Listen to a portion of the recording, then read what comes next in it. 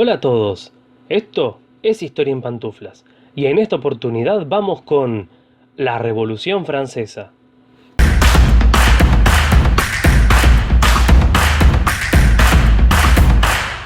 La Revolución Francesa es uno de esos hechos históricos de los cuales todo el mundo ha escuchado hablar. Sin embargo, para poder comprenderlo, es necesario viajar un poco a la Francia prerevolucionaria. Recordemos un poco lo que habíamos dicho en el video sobre Reforma y Revolución, que te dejo por acá arriba, que para poder comprender a los procesos revolucionarios es necesario revisar un poco los orígenes y los motivos que estos tienen y también avanzar sobre las rupturas y continuidades que dejan posteriormente. Veamos un poco de qué va todo esto. La sociedad francesa del siglo XVIII era esencialmente rural. Solo el 20% de la población vivía en las ciudades. Por ello la economía era principalmente rural, campesina, orientada a la subsistencia y el suministro de alimentos. De allí se desprendía una industria rural heterogénea que producía bienes manufacturados y textiles. En la mayoría de las regiones, el grueso de la población eran minifundistas, agricultores arrendatarios y aparceros. Los grandes terratenientes que monopolizaban las tierras crecían en detrimento de los medianos y pequeños campesinos, que se veían obligados a realizar otras actividades para subsistir. También Francia se destacaba por grandes ciudades como París, Marsella y Burdeos, donde se desarrollaban pequeños talleres y tiendas, principalmente textiles. Existían algunos centros de fabricación a gran escala implicada en el comercio internacional, pero la mayoría de ellas eran trabajo manual artesanal para cubrir las necesidades de la población urbana y sus alrededores. Se desarrollaba una amplia gama de funciones administrativas, judiciales, eclesiásticas y políticas. El sector burgués comenzaba a adueñarse de extensas propiedades rurales de las que obtenía rentas. Pero la realidad es que la gran mayoría de la población estaba sumida en la pobreza y se encontraba atada a las vicisitudes del clima y de las buenas o malas cosechas. Francia era una monarquía absolutista.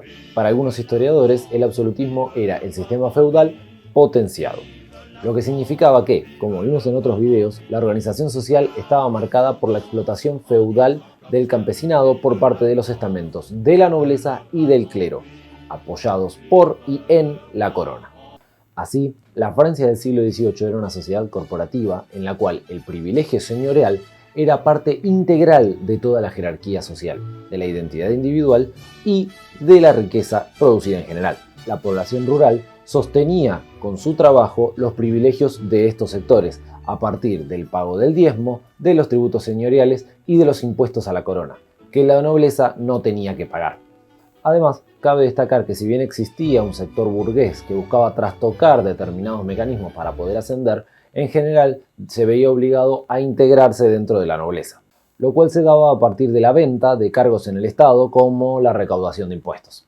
Lo único que podía aspirar entonces a compartir el estamento inferior con el resto era que todos se consideraban súbditos del rey, que gobernaba como jefe ejecutivo por designio divino y consuetudinario. De este modo, la representación política en Francia quedaba dividida en tres estados. El primer estado era el clero, el segundo era la nobleza y el tercero se le llamaba generalmente el tercer estado y era prácticamente el 98% de la población.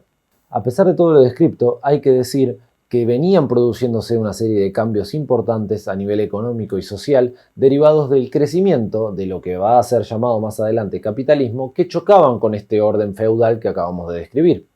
La aparición de sectores burgueses e incluso algunos nobiliarios y eclesiásticos de grandes capitales empezaban a criticar el sistema como estaba. Y dentro de esto, el movimiento de la Ilustración fue uno de los síntomas.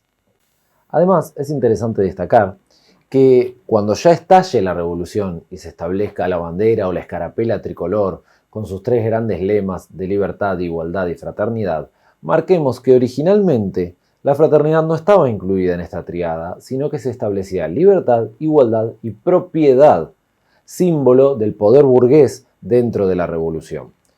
Con el tiempo será cambiado, pues se apelaba a efectivamente la fraternidad del pueblo dentro de la revolución. Pero es interesante destacar este dato porque nos marca esto que venimos hablando de los cambios que un capitalismo naciente en esta época están empezando a producir. El historiador Eric Hobsbawm llegó a hablar de la doble revolución europea que dará a luz a la sociedad capitalista dentro de la revolución industrial y la revolución francesa. El antiguo régimen fue un término utilizado por los revolucionarios para designar despectivamente al sistema de gobierno anterior a la revolución.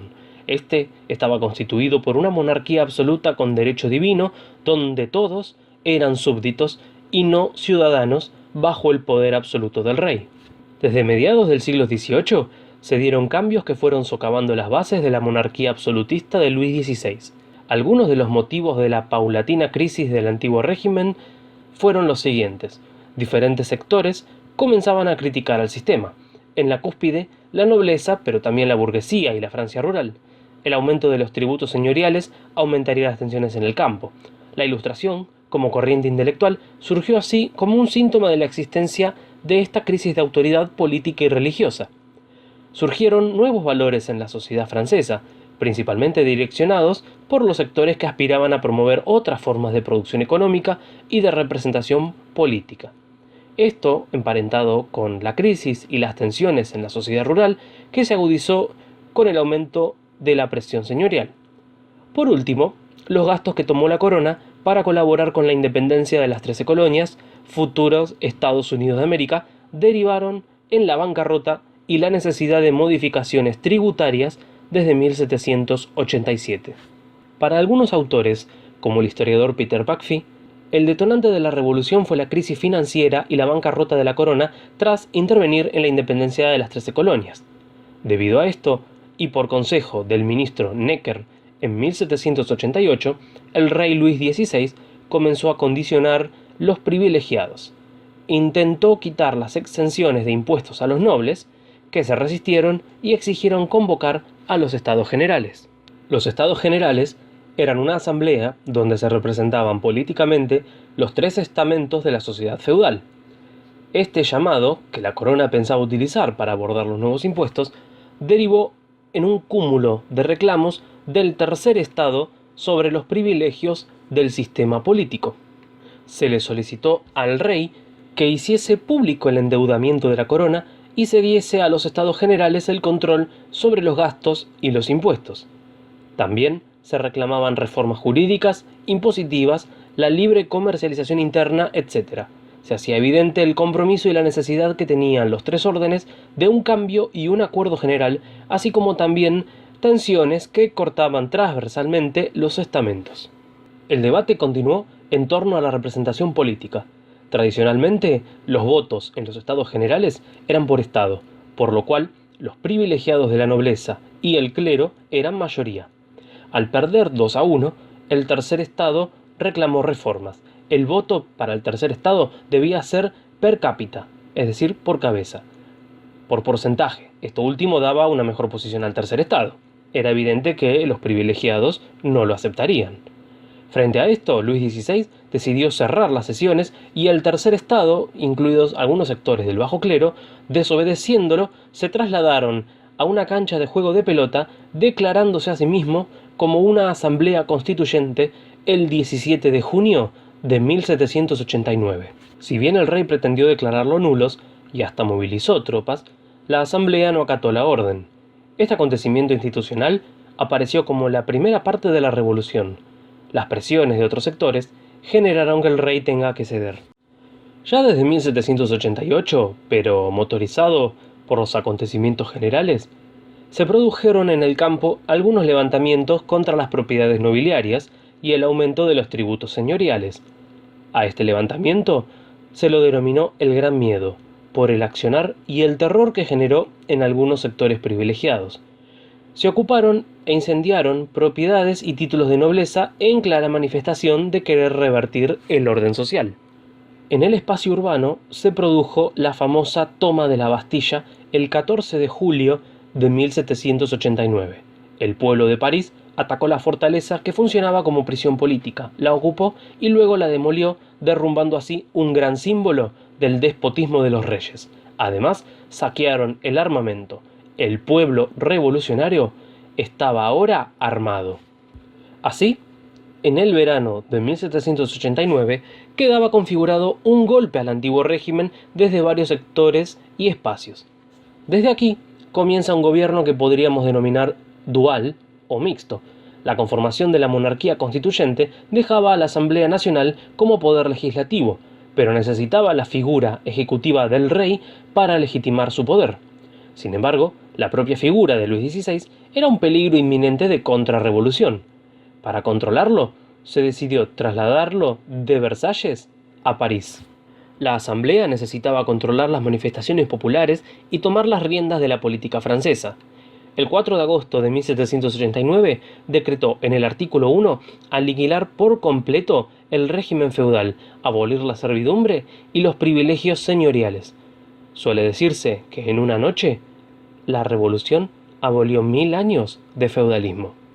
El 26 de agosto fue promulgada la Declaración de los Derechos del Hombre y el Ciudadano, que entre otras cosas establecía la esencia del liberalismo, es decir, hacer todo lo que no daña al otro. Garantizaba los derechos de libre expresión, de libre religión, las libertades básicas y la igualdad ante la ley. Era una invitación a convertirse en ciudadanos de una nación. En 1790 se sanciona la Constitución Civil del Clero, que determinaba la ruptura con el Papa. El objetivo era reorganizar de raíz la Iglesia francesa, transformando a los sacerdotes en funcionarios públicos y civiles del Estado. Comenzaron a subastarse tierras expropiadas a la Iglesia y los nobles exiliados, reconfigurando los sectores propietarios. La masificación de la política en sectores del tercer estado fomentó a su vez el desarrollo de clubes políticos y faccionalismos que determinarían el desarrollo subsiguiente de la revolución. Recordemos de todos modos que estas modificaciones no establecieron la igualdad política. Para elegir a los representantes de la Asamblea, por ejemplo, todavía se recurría al voto censitario. En 1791, las cosas tomarían un nuevo rumbo. El detonante de la radicalización revolucionaria estuvo dado por varios motivos. Frente a los cambios impuestos a su monarquía, Luis XVI intentó huir de París con su familia, pero fue recapturado en Varennes el 21 de junio de 1791. La Asamblea se encontraba en un entredicho, ya que por un lado basaba su poder y estabilidad a la vigencia del rey, pero por el otro surgían sectores más radicalizados que planteaban quitarlo de sus funciones abdicando.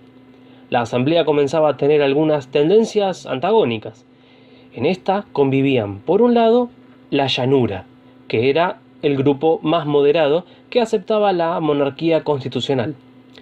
Y por el otro estaban los girondinos y jacobinos, de tendencias más radicalizadas.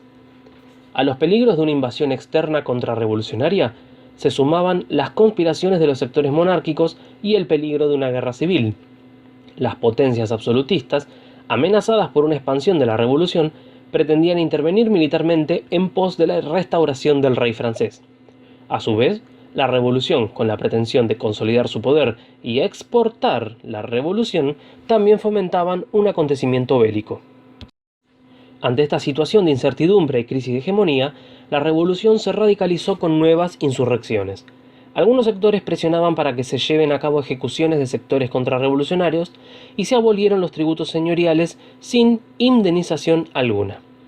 El comienzo de la guerra internacional en 1792 contra la primera coalición integrada principalmente por Prusia y Austria, si bien generó tensiones internas, también fue usado como una válvula de escape y de unión para los revolucionarios. La figura del rey Luis XVI aparecía cada vez más como cómplice de la contrarrevolución y de las derrotas sufridas en el campo de batalla. El 10 de agosto de 1792, un grupo radicalizado de sans-culottes, acompañado por sectores de la recién creada Guardia Nacional, asaltaron y tomaron el Palacio de las Tullerías, en donde se hallaba preso el rey. Se iniciaba una nueva etapa de la revolución. El objetivo de este grupo era crear una sociedad regenerada y depurada. Esta radicalización culminaría con la declaración de una república. Mediante este acto se deponía al rey y se disolvía la Asamblea Legislativa, la cual era sustituida en septiembre de 1792 por una convención revolucionaria conformada principalmente por dos grupos, los girondinos y la montaña, también denominada jacobinos. Los girondinos, que iban a dominar el primer año de la convención, representaban a la alta burguesía y se sentaban a la derecha del recinto, mientras que los jacobinos, sentados a la izquierda, representaban a la pequeña burguesía y el común del pueblo. Suele datarse aquí el nacimiento de las izquierdas y derechas políticas. En paralelo, las tropas europeas avanzaban por tierras francesas y la República no podía cumplir los compromisos populares ni militares. Progresivamente el grupo girondino iba perdiendo injerencia en la convención. Se dieron levantamientos campesinos en la región de la Vendée. Esta coyuntura motorizó el ascenso del grupo jacobino, que planteaba que la figura del rey ya sin poder ejecutivo debía desaparecer. Para los jacobinos, Luis XVI tenía que ser juzgado como cualquier otro presunto traidor, en un juicio completo. El hecho se consumó el 21 de enero de 1793 y esto significó un hito fenomenal: ejecutar a un rey elegido por Dios. En octubre sería guillotinada la reina María Antonieta. Esta situación generó que nuevas potencias se sumen al ataque contra la revolución. Estas potencias fueron, por ejemplo, Holanda, Gran Bretaña y España. Esto aumentó a su vez el deterioro social y económico francés al tener que sostener una guerra en varios frentes abiertos. Los diputados girondinos fueron expulsados de la convención y los jacobinos incrementaron las filas de soldados. Las fábricas fueron puestas al servicio de la milicia, se constituyó el Comité de Salvación Pública que dirigía la política, y para penalizar la contrarrevolución se crearon tribunales que instauraron la política del terror. Esta política estaba encabezada por Robespierre, Danton y Marat. La gobernabilidad se sustentó en el funcionamiento constante de la ejecución por la guillotina, pero también de cambios simbólicos y jurídicos que buscaban romper con el pasado, tales como la sanción de nuevos derechos sociales, una nueva iconografía revolucionaria, un nuevo calendario, etc.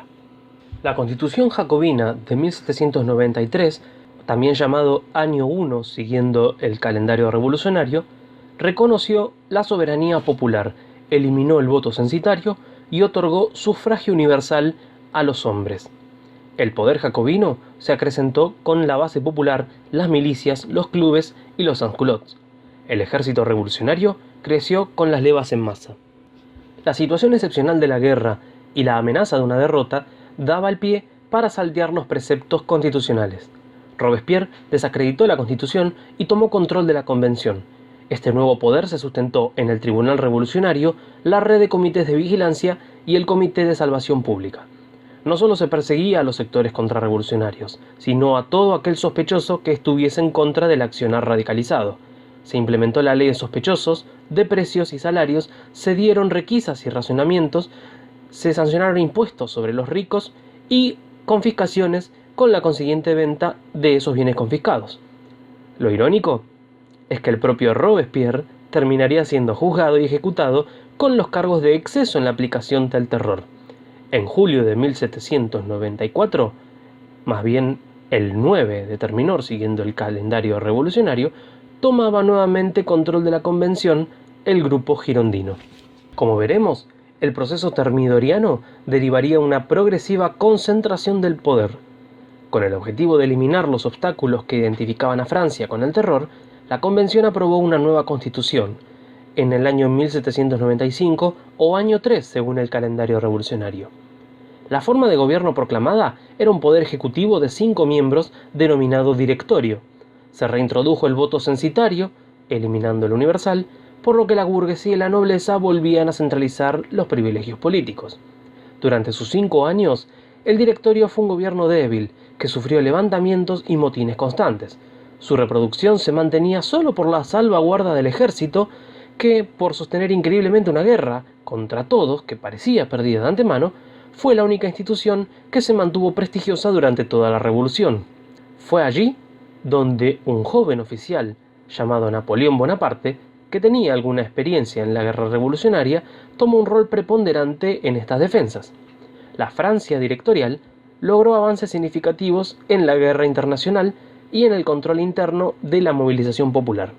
Comenzaba así la guerra de expansión contra la segunda coalición, integrada por Austria, Rusia, Gran Bretaña, Portugal y Holanda, entre otros. Esta coyuntura provocó una mayor injerencia del ejército en detrimento del directorio. Así, en noviembre de 1799, más exactamente el 18 de Brumario, siguiendo el calendario revolucionario, Napoleón y el abad Sieyès, que era un viejo dirigente del Tercer Estado, dieron un golpe de estado parlamentario formando un consulado. La Constitución del año 8 del calendario revolucionario no hablaba de división de poderes ni de declaración de derechos. El consulado en un principio contó con 3 miembros, pero en 1802 se proclamó a Napoleón como cónsul vitalicio, centrando en su figura el poder político y militar. El aspecto más revolucionario de esta etapa estuvo enmarcado por la declaración del Código Civil en 1804, que consagró el derecho de propiedad, de libertad individual y de igualdad ante la ley. También reglamentó el matrimonio civil y los divorcios. A su vez, Napoleón permitió el regreso de emigrados y formó un acuerdo con el Papa restableciendo las relaciones entre Francia y la Iglesia. Esto, sumado a las victorias militares, le permitió a Napoleón erigirse como emperador de los franceses. Si algo tratamos de dejar claro en el video de Reforma y Revolución es que casi nunca existe un acuerdo entre los historiadores sobre cuándo termina una revolución. Pero lo que tratamos siempre de dejar claro es que lo que nos tiene que importar es todo el proceso que incluye esto. No es fácil de decir ni cuándo empieza ni cuándo termina. Cuando empieza a veces podemos señalar el año y toma de la Bastilla en el caso de Francia y otros sucesos. Bien, pero cuándo termina, si termina en el momento que ya declaramos los primeros derechos y el sistema empieza a cambiar, si termina cuando ejecutan al rey y se acaba la monarquía, o todo lo contrario, la revolución continúa hasta que aparece una figura como la de Napoleón que le da cierto orden y que de hecho declara el final de la revolución, es algo entre los cuales los historiadores siempre terminan discutiendo. Lo que es interesante recalcar, dentro de algunos puntos que fueron quedando a lo largo del video, son algunos elementos que dentro de la Revolución Francesa nos parecen muy importantes. Por ejemplo, la cuestión de la representatividad de las clases populares y cómo éstas se politizan muy fuertemente durante el proceso revolucionario. En general, siempre solemos nombrar el documento ¿Qué es el tercer Estado?, escrito por Emmanuel Sieyès en la época de la Revolución, que se sintetizaba en una frase que decía ¿qué es el tercer Estado en la sociedad de Francia? Todo. ¿Qué ha sido hasta ahora? Nada. ¿Qué busca ahora en el momento revolucionario llegar a ser algo? No solo la participación popular, sino que en algunos casos se ha propuesto que en realidad la revolución que inicia con el llamado a los estados generales, de nuevo para algunos porque hay discusión, pero esa revolución que inicia con el llamado a los estados generales, la inicia el rey, porque es el rey el que convoca la reunión, la inicia la nobleza, porque es la nobleza la que le exige al rey que si me querés cobrar impuestos, lo tienen que declarar los estados generales, vos no lo podés hacer así nomás. Es el propio tercer estado que se aprovecha, entre comillas, de la situación y publica los cuadernos de quejas, llevando su propio programa de reclamos ante el rey y ante el resto de los estados. Lo que es cierto es que ahí arranca un proceso que definitivamente ya no tiene vuelta atrás. La Revolución Francesa es paradigmática porque es uno de los procesos históricos a los que más se le ha dedicado estudio. Pasa en una de las grandes potencias mundiales. A su vez, forma parte de procesos posteriores como las revoluciones americanas. No directamente, eso es algo que vamos a analizar en otros videos, pero se ha establecido la teoría de que las revoluciones americanas son hijas de la Revolución Francesa. Adelanto que no es así, pero en fin, es necesario establecer ¿cuándo es que se las está estudiando a las revoluciones? La Revolución Francesa fue muy revisada en su bicentenario y también nos pasó a nosotros cuando analizamos el bicentenario de la Revolución de Mayo, ¿no? Entonces es muy importante establecer cuándo es que estamos viendo las cosas, porque también eso nos indica cómo las estamos viendo. Espero que nos sigan, que nos compartan, que den me gusta y que nos critiquen si es necesario. Hasta la próxima.